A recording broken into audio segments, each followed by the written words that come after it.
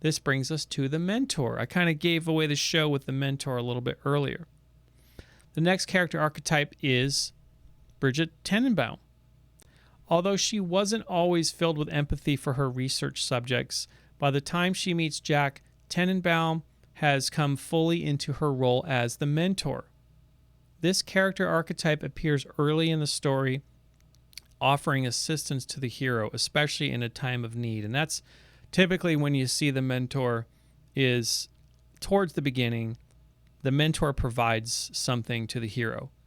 And in this case, Tenenbaum gives Jack a bottle of Adam when he encounters a little sister for the first time. And of course, as the mentor, Tenenbaum is also now the protector of the little sisters. As the protector of children, Tenenbaum's Greek goddess archetype is Artemis. Artemis was believed to bring disease to women as well as having the power to relieve them of it. Similar to Athena and Hestia, Artemis took a vow to remain a maiden, never to marry. It is interesting to note that Tenenbaum's sanctuary is one of the only places in Rapture that is truly free from the riffraff of those crazy splicers and other such nefarious characters. It should also be mentioned that Tenenbaum's sanctuary is positioned underneath the sewers of Olympus Heights, which is clearly a commentary on class structure in the relation to the innocent and downtrodden in Rapture. Another Greek mythological archetype to compare with Tenenbaum could just as easily be Prometheus, right? Because remember, Tenenbaum, she's strong in her analytical mind. Prometheus is a friend to the mortals, stealing fire from Zeus and giving it to humanity. This is Tenenbaum. Prometheus is, and of course Tenenbaum, she creates the little sisters and big daddies at Point Prometheus. So it's a very, not a hard one to decipher. Prometheus, of course, is the god of technology and knowledge. This particular painting here on the lower left is very interesting because we see Hephaestus on the left chaining Prometheus down as a punishment for giving fire to the humans as Mercury looks on. This painting bears a striking similarity to the story of Bioshock if we consider that Andrew Ryan, as Hephaestus, of course, is punishing Tenenbaum as Prometheus, and the errand boy Jack, represented by Mercury, is watching it all happening. An honorable mention for the role of the mentor goes to Julie Langford, of course, because without her help, all would have most certainly been lost in Rapture. And finally, the character archetype of the trickster, of course, is Sander Cohen, maybe my favorite character. The trickster is a character which often breaks societal norms, showing the hero a completely different perspective than any other character, and oftentimes offering a strange brand of his own crazy wisdom by speaking in parables or with wildly unpredictable behavior. This is the trickster all the way through.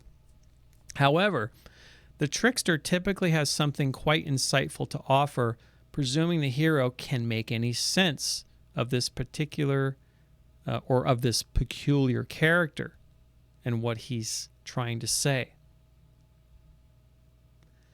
And what Sander Cohen has to say in his unique fatalistic style is something which, if interpreted a certain way, is paradoxically nonsensical and at the very same time points us directly to the truth of the matter. He gets closer to the biggest truth in Bioshock, to the biggest message or the biggest question of antiquity being asked. He gets closer to this truth than at least Ryan and Fontaine and any of the other major characters do, which is there really is no difference at all between real life and playing make-believe, such as an entertainer like Cohen does. So this is something he's discovered through his art. Through his make-believe, he's discovered that, wow, this make-believe stuff, everything's make-believe, right? And it comes from belief, right? So it is in this belief or playing out of a belief in the form that is the human drama, which lies at the heart of who we are and what we do, right? So Cohen, it's almost like he realizes that he is a dramatist, he is an actor, and that at some point he realizes his life is also an act. You have this persona. You believe certain things about yourself. You tell yourself certain things. You tell other people things about yourself. You tell other people things about them too, right?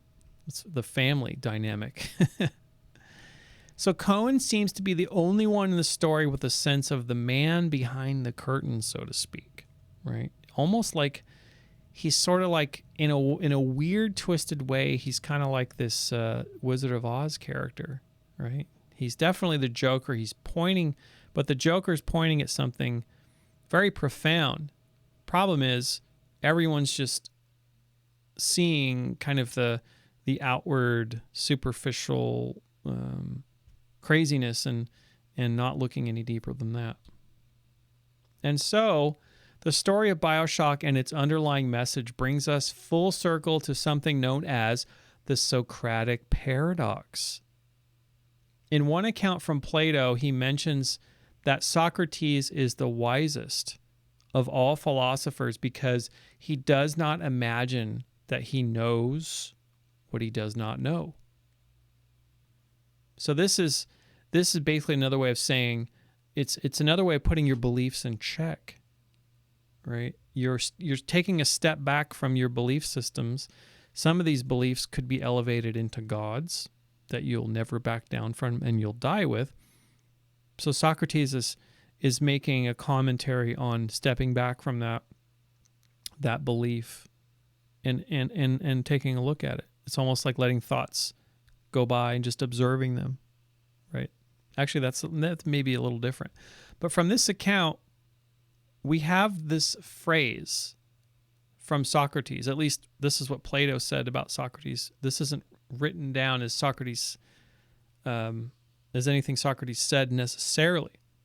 But this is a quote, "I know that I know nothing," which is to say, the only thing Socrates can say he knows with utmost certainty is that he doesn't know anything, right? So this ties into belief and evaluating belief, and belief becoming unwittingly elected or elevated as a deity in someone's mind, and people die with these beliefs, right? So this is the message of Bioshock. This is the overall message. I know that I know nothing, right? And that is the beginning of wisdom. And I would argue that the highest virtue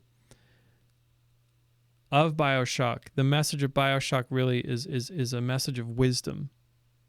This, I know that I know nothing, right? If you start there, if you identify with your ignorance, that is the beginning of wisdom.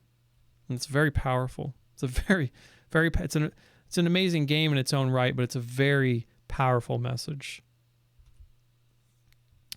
Well, thanks for watching, everyone. If you enjoyed this series and want to support my future projects, please join my members website at ReInstallPaul.com.